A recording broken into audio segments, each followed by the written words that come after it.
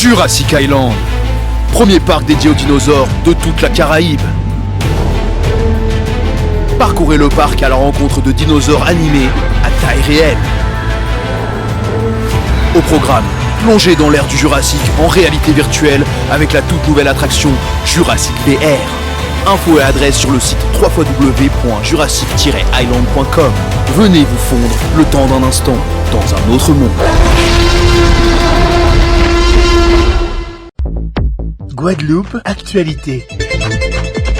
Et vous l'avez entendu aujourd'hui, le président de la République Emmanuel Macron vous a demandé aux optimistes qui pensent que les réformes n'étaient pas nécessaires, dont la réforme des retraites, de se calmer un petit peu et de redescendre sur terre, puisque nous devons faire face à une réalité assez difficile que sont les 7% de chômage dans le pays.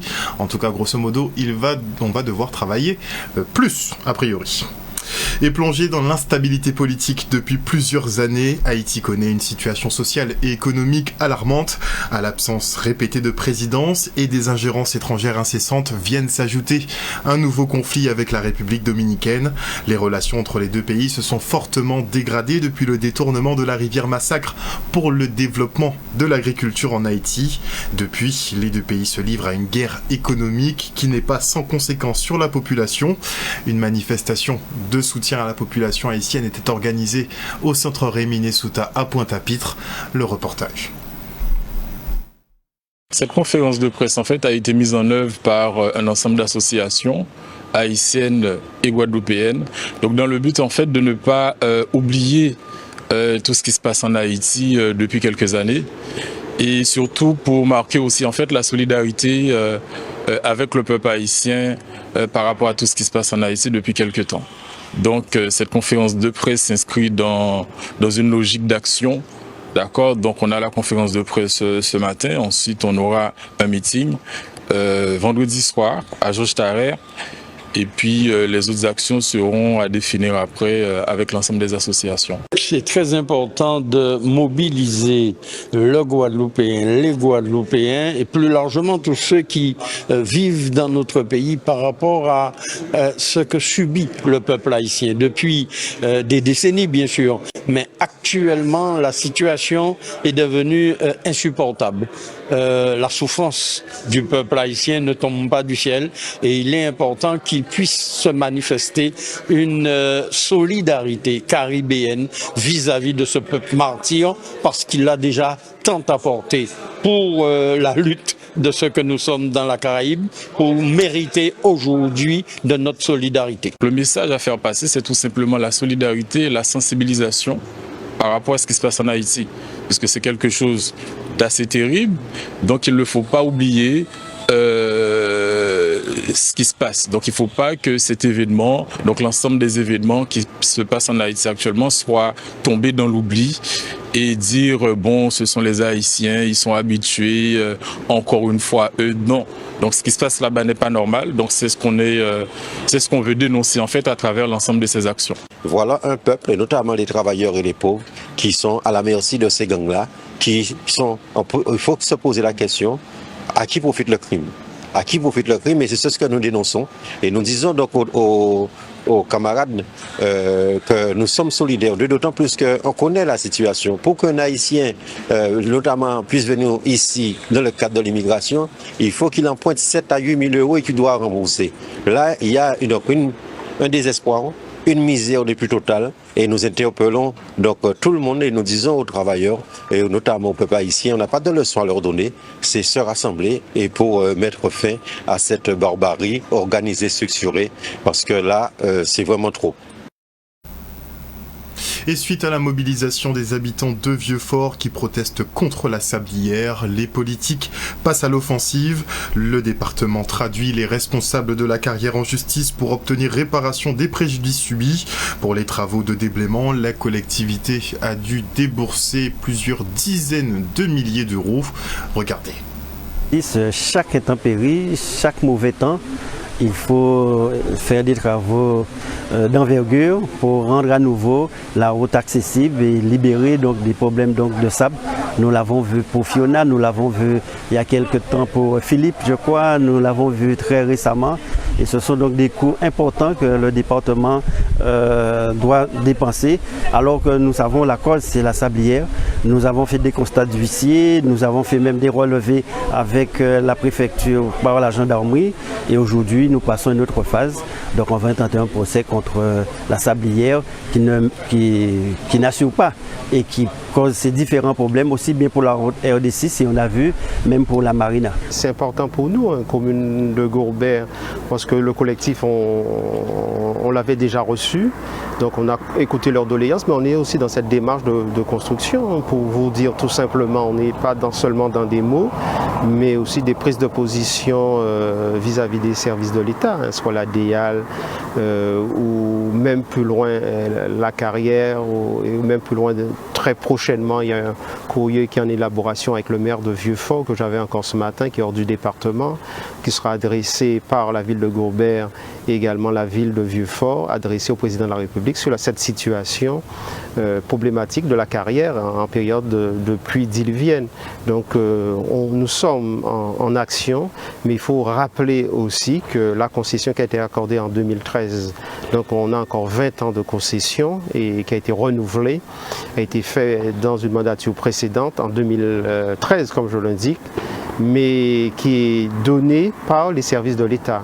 Et je rappelle encore cette semaine qu'il y avait un suivi du respect de la réglementation environnementale par les services de l'État, la carrière. Il y avait un représentant de la ville, le premier adjoint, qui a aussi présenté les doléances de la ville et dans les conditions, le suivi est fait et très souvent pas toujours respecté.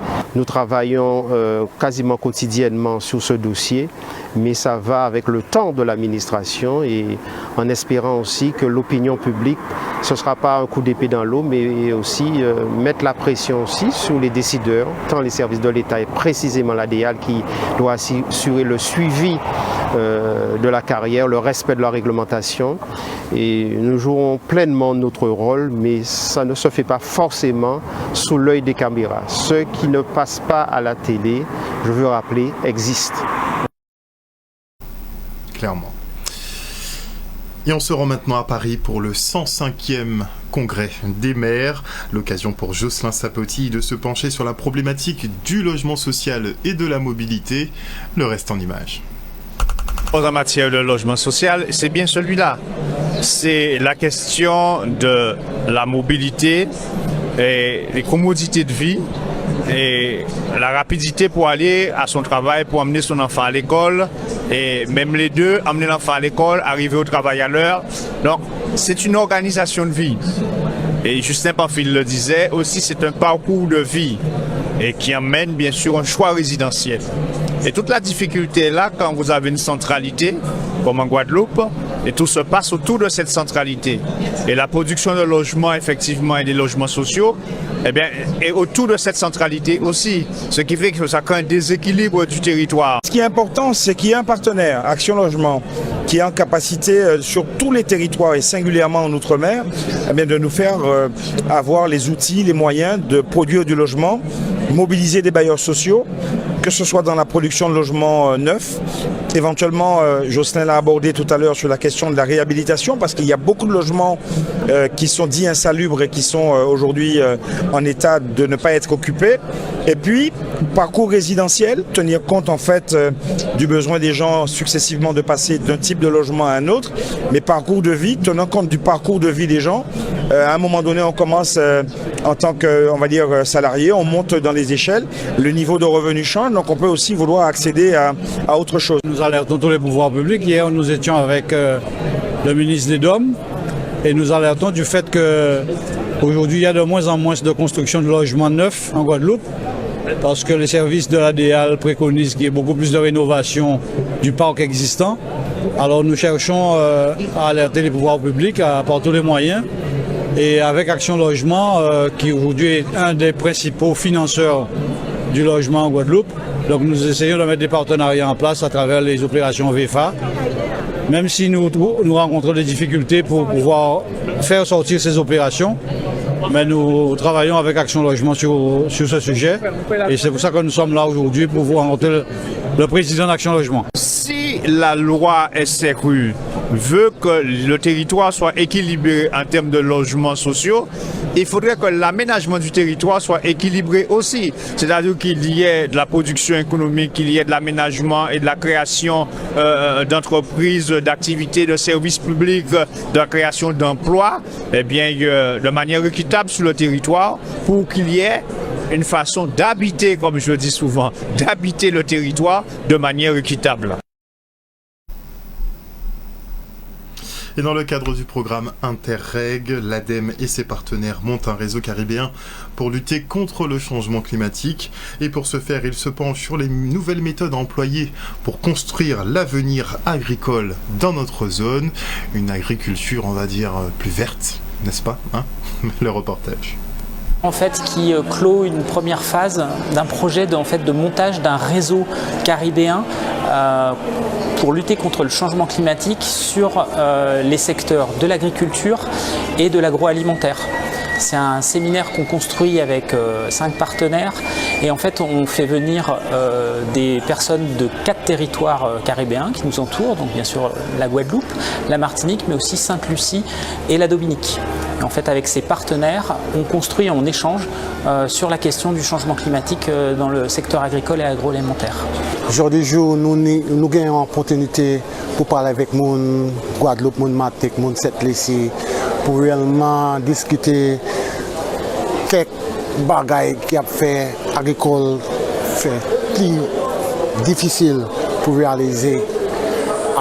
Est-ce que aujourd'hui, Caïbnet Adapt, c'est un projet qui a donné nous une chance, une opportunité pour réellement discuter bagaille ça à niveau holistique, comme ça. Ouais. Il y a un peu de difficulté que les paysans qui ont réalisé. Et bien nous, aujourd'hui, nous sommes responsables pour aider à faire une manière de production plus facile. C'est important de participer à ce type de colloque parce que si vous voulez, intellectuellement, on a pris du temps à accepter le changement climatique, mais aujourd'hui, indéniablement, le changement climatique, il arrive. On a des aléas de plus en plus intenses, notamment les problématiques cycloniques, des problématiques de sécheresse qui touchent les agriculteurs au quotidien.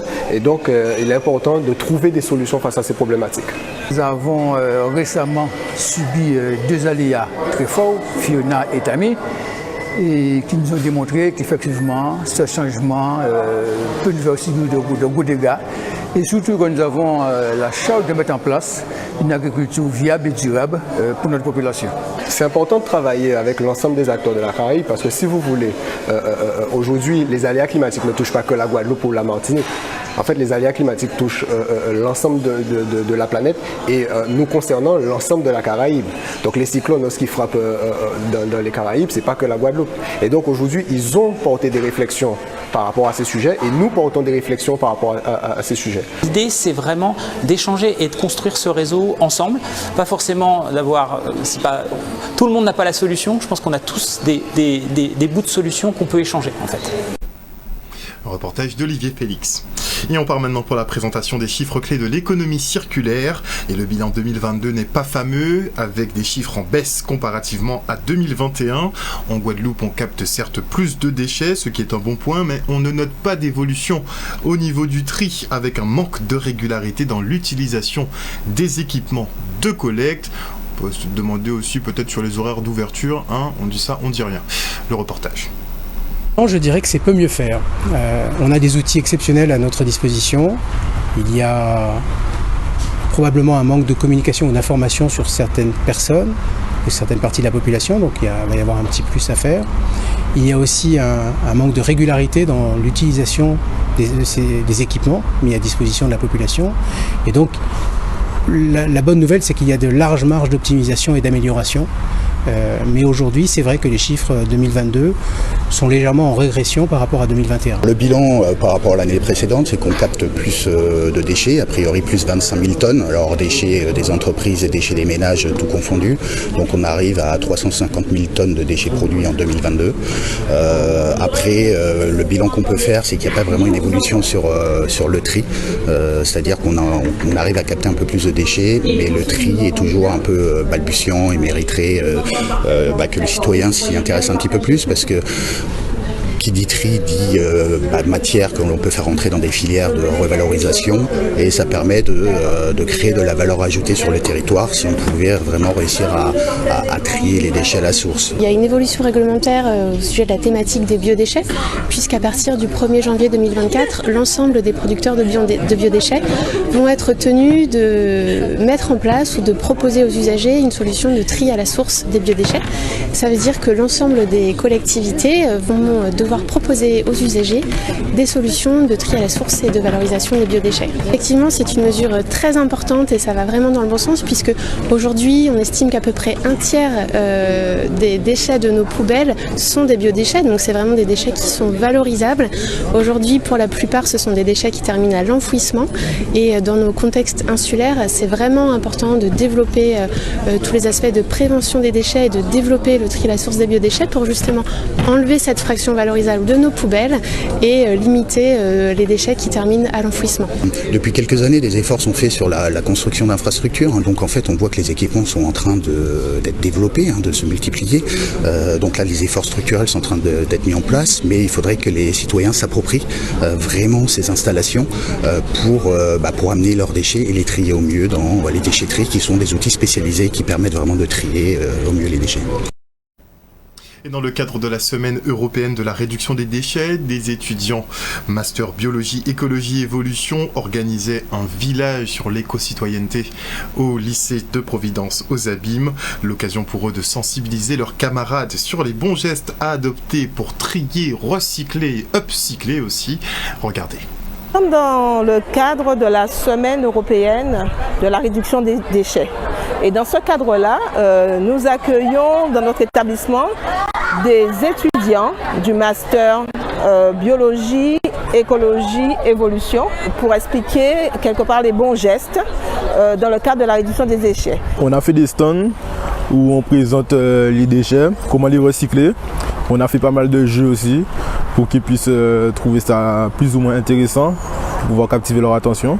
Et on leur explique comment réduire leur production de déchets et comment faire en sorte que l'écosystème se renouvelle plus facilement sans pour autant les polluer. Notre stand traite sur le principe des 5 R, c'est-à-dire refuser, réduire, réutiliser, recycler et enfin rendre à la terre.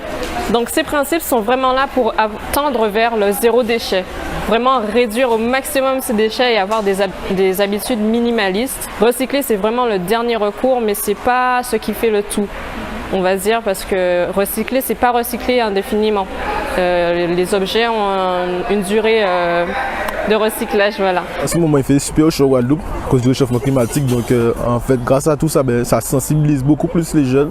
Donc, ils commencent à comprendre pourquoi il fait chaud, ils se posent des questions. Et puis, ils voient que c'est à cause de la pollution. Donc, aujourd'hui, oui, les jeunes sont beaucoup plus sensibilisés et ils savent qu'ils polluent. Malheureusement, il y en a quand même qui continuent à polluer. Mais du coup, c'est pour ça qu'on est là aujourd'hui et on fait ce travail-là. Et on fait en sorte de faire que les choses s'améliorent. Nous sommes dans une société de consommation. Donc, nous consommons au-dessus des ressources que la Terre peut nous donner. Donc les jeunesses, c'est la génération future et c'est eux qui auront la planète après, donc c'est vraiment important qu'ils puissent être sensibles à ça. Le changement climatique, un vaste débat qu'il nous faudra aborder. Et on enchaîne avec la fête de la science à l'Université des Antilles. La science, c'est une manifestation nationale qui a donc pour objectif de promouvoir la science, donc la culture scientifique auprès de la population. Et donc du coup, nous touchons les scolaires, le grand public, les amoureux de science, les sympathisants, les scientifiques. Et puis, il faut savoir que nous pratiquons tous de la science dans notre quotidien. La fête de la science, c'est toujours un moment très fort qui vise à faire partager les résultats de la recherche et à faire découvrir ce qu'est la science et la recherche scientifique aux jeunes. Alors nous avons évidemment des étudiants de l'Université des Antilles qui sont là, mais aussi surtout des élèves de l'académie depuis l'école maternelle jusqu'au lycée et qui viennent rencontrer et des associations et des laboratoires de recherche. Par rapport aux événements qu'il y a eu donc en France cette année et l'an prochain, donc je pense à la Coupe du Monde de rugby, mais surtout les Jeux Olympiques qui arrivent, et les Jeux Paralympiques aussi qui arrivent en 2024, ça a été tout logiquement finalement que la coordination nationale de la fête de la science a décidé d'arrêter son choix sur le thème sport et sciences. Après, bien entendu, on ne va pas parler que de sport et toutes les thématiques scientifiques sont les bienvenues, et vous verrez même que sur le village, il y a des stands qui sont consacrés au sport, mais aussi des stands qui sont consacrés à la biodiversité, aux risques sismiques, voilà, donc aux sciences de façon transversale. On m'a proposé d'être marraine de cet événement, donc c'est la région qui m'a sollicité. J'ai accepté bien sûr parce que ça répond vraiment aux valeurs que je défends au quotidien dans mon métier et dans mes valeurs personnelles aussi, puisqu'en tant qu'ancienne sportive, déjà je suis à fond dans le sport, je pratique encore le beach volley ici en compétition.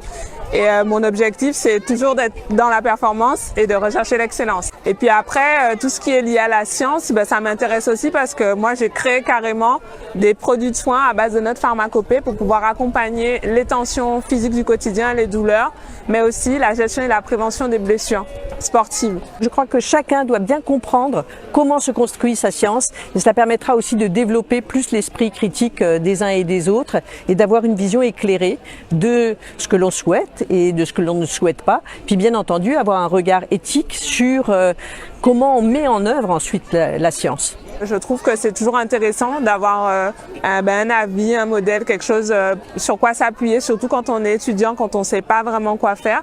Et bien de savoir qu'il y a des voies dans ce milieu-là, que la science est porteuse de métiers, qu'il y a des vocations qu'on peut créer. On peut travailler dans la recherche, dans l'innovation, dans la santé, dans le développement durable. Il y a plein de choses qui sont en lien avec la science, et le sport, ça permet de toujours rester dans cette mentalité de performance et de toujours chercher à s'améliorer et à faire mieux.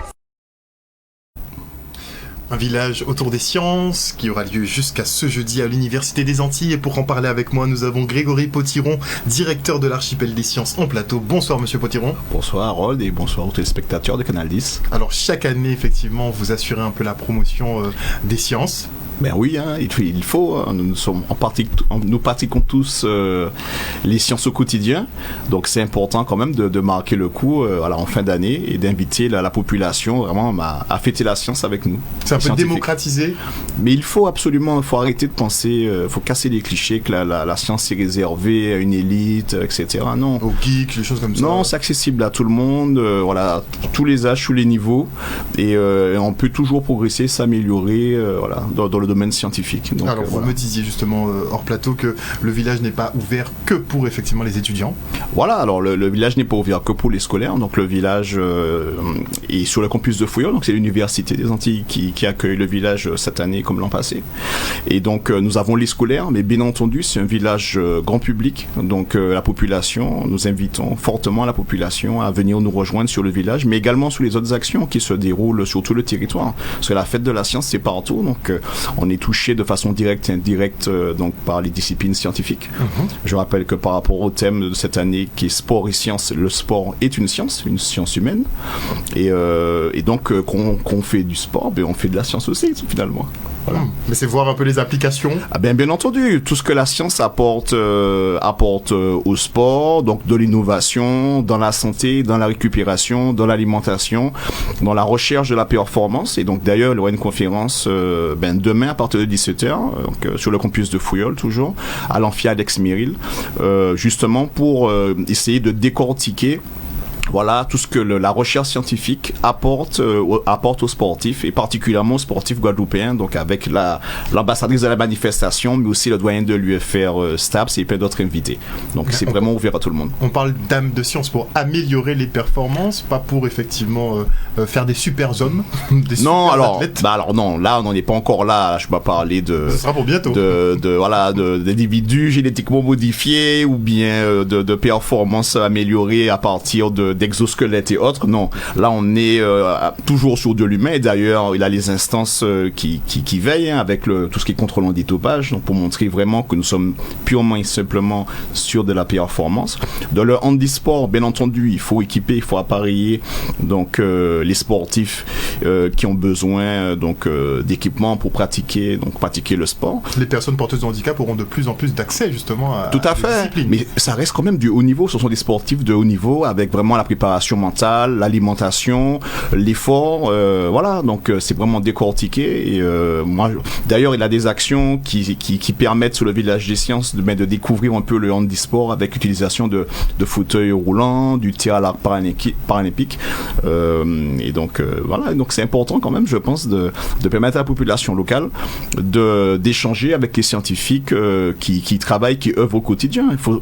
Je rappelle que la Guadeloupe est le département français des Amériques qui accueille le plus grand nombre d'instituts de recherche à caractère scientifique sur son territoire. Donc il y a une grosse émulsion intellectuelle ici. Bien sûr. Mais il a de la recherche de qualité. Bon, je suppose que c'est pas vous que je vais apprendre que l'Université des Antilles est entrée dans le classement de Shanghai. Donc ça montre qu'il a de la recherche, de qualité. Et moi j'invite vraiment. On n'a pas forcément conscience des applications après, puisqu'on a les phases de recherche, comme vous dites, ce sont des personnes qu'on ne voit pas forciément. Non, pas trop, effectivement. Mais effectivement, ils font des travaux colossaux qui sont internationalement reconnus. Tout à fait. Mais on n'a pas d'écho en local.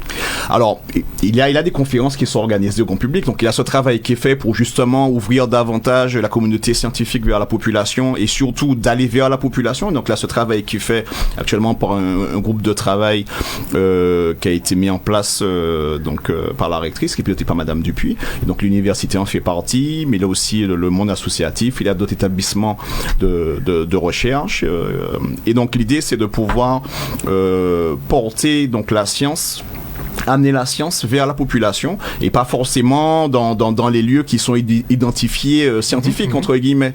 Donc cette réflexion elle est en cours, mais bien entendu, et c'est surtout aller vers le public et par rapport à ces problématiques vraiment donc de façon localisée, au bord de mer, faire quelque chose sur la mangrove, au niveau de la montagne, au niveau des géosciences et du volcanisme, ce genre de choses, parce qu'il faut que les gens aussi se rendent compte qu'ils sont aussi touchés par la science et qui pratiquent la science aussi au quotidien. Donc village de la fête de la science jusqu'à jeudi. Exactement. Conférence grand public, donc mercredi à partir de 17h sur le campus de Fouillol. Il y a également la science en pointe, donc concours de doctorants samedi matin toujours à l'université. Il y a une conférence grand public vendredi après-midi, enfin en fin d'après-midi à Prise d'eau sur le site de l'INRAE. Donc voilà, donc nous sommes sur tout ce qui est bioéconomie, économie circulaire, autosuffisance alimentaire, autonomie alimentaire, ce genre de choses. Grosse thématique du moment. Là, nous sommes forcément en train de constater qu'il y a un bouleversement. On parle de transition écologique, on parle de transition énergétique, et nous sommes sur une île. Donc forcément, il faut aussi penser à l'autonomie énergétique, il faut penser à l'autonomie alimentaire, et donc voir mais est-ce que c'est possible effectivement de subsister, voilà, parce qu'on sait que ces réflexions de produire de façon locale, comment, à petite échelle, à grande échelle, est-ce qu'on peut réintégrer le jardin créole et finalement avoir une autonomie alimentaire comme ça, comme un peu à certaines périodes que nous avons traversées ou bien que nos ancêtres ont pu traverser. Donc c'est important de mener ces réflexions, de voir ce que la recherche aussi peut apporter. Faut savoir qu'avec le changement climatique aussi, il y a du stress thermique qui impacte nos plantes, qui impacte notre biodiversité, la faune et la flore. Donc pour voir finalement comment le jardin créole s'adapte, comment telle ou telle espèce réagit, pour pouvoir se préparer à moyen, à long terme, voilà, tout simplement. Merci beaucoup Grégory Potiron, je le rappelle, directeur de l'Archipel des Sciences, d'être venu sur ce plateau. Nous parler donc du village que vous organisez à l'université. Exactement. Des conférences. Les conférences, et puis donc je remercie les porteurs de projets, parce que sans porteurs de projets, il n'y aurait pas d'action. Donc les associations, les équipes de recherche, les bénévoles, les étudiants, les partenaires également. Donc nous avons la coordination régionale avec donc l'académie, la région, le département, l'université à nouveau, Archipel des Sciences, qui est un peu le bras armé, l'opérateur de cette coordination. Et puis franchement, profiter de cette manifestation pour venir sur le site, découvrir, pousser un peu les portes. Et puis voilà, les scientifiques qui sont là aussi pour vulgariser leurs propos. Donc c'est le but du jeu. Aujourd'hui, nous avons eu des tout petits, des maternelles, ça allait de la petite section jusqu'à la terminale, et des étudiants. Et bon, les scientifiques, ils ont joué le jeu. Donc voilà. Merci encore, Monsieur Potier. Merci à vous. Et je vous dis à la prochaine. Avec plaisir. O-News Radio sur outremernews.fr.